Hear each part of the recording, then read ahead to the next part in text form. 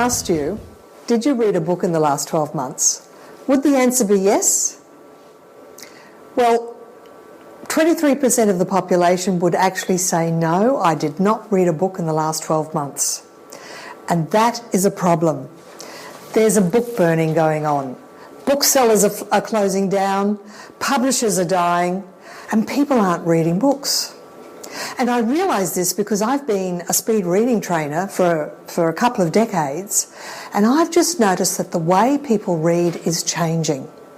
So my question to you is, are we in danger of losing our deep reading brain?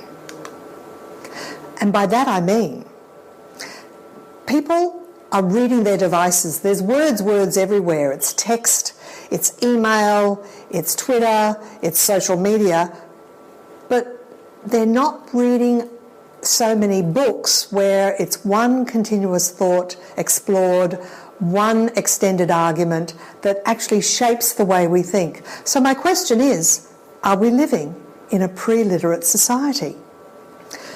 They did some research with some tribes that were not literate, and they asked them this question.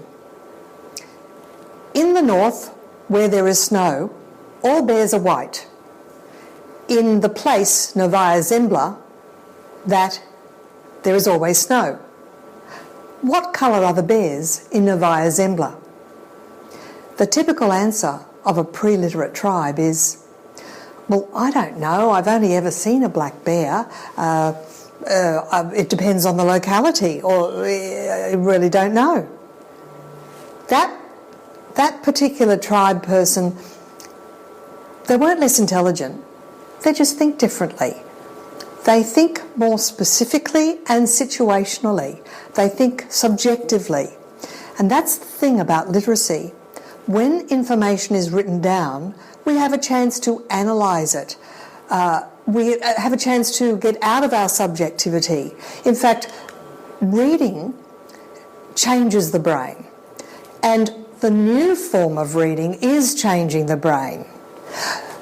We know about neuroplasticity. Neuroplasticity says that mental activity and experiences changes the function and shape of the brain.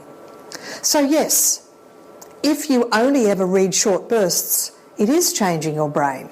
The question is it for the better or for the worse? Let's consider what reading a book does for your brain. It opens up other possibilities. It enables you to think of different ways of doing things. It can help you discover best practice or better practice. And certainly with fiction reading, it can enhance your empathy and your experience of other people's experiences. So the reason to read a book is that complexity. The world is complex, and we can tolerate ambivalence. When we do not read, our focus narrows and we start to think in black and white, and even in slogans. If you've ever read George Orwell's Animal Farm, he had some characters, the sheep, and they would walk around repeating the slogan, 4 legs good, 2 legs bad. Are we relegating our thinking to that sort of sloganising, that sort of simple understanding of an issue? So this is what I propose. I propose that reading a book, which is an extended argument, whether it be fiction or non-fiction, online or hard copy, it's training for your brain. And in fact, as they do in many schools at the moment, and certainly in Bermuda they had a whole national initiative of a drop everything and read day. Drop everything and read for 10 minutes a day. In the workplace, we could perhaps drop everything and read for 10 minutes on a Friday.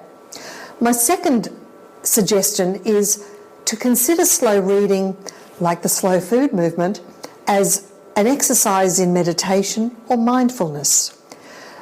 I have 2 other suggestions, and that is book summaries. Book summaries are a great entree into a book. They summarise the main argument of a book and in fact can entice you in. And what's great about book summaries is that there often is a list of the books to read. So I get a lot of my books to read from book summaries.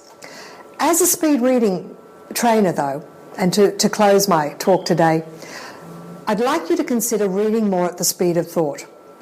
I call it macro reading. Macro reading is, yes, skim reading, but here's the thing. Speed of thinking is plastic. By that I mean the faster you think, the faster you read, the faster you are able to think and read. So it is better to read all of a book roughly in 1 hour than only to read parts of it in the same amount of time. So I propose that rather than consider if you don't read a book properly, you may as well not read it at all. I think that's out the window.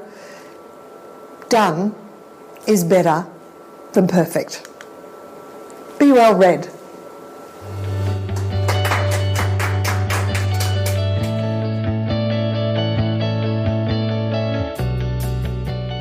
This podcast is a part of the C-Suite Radio Network.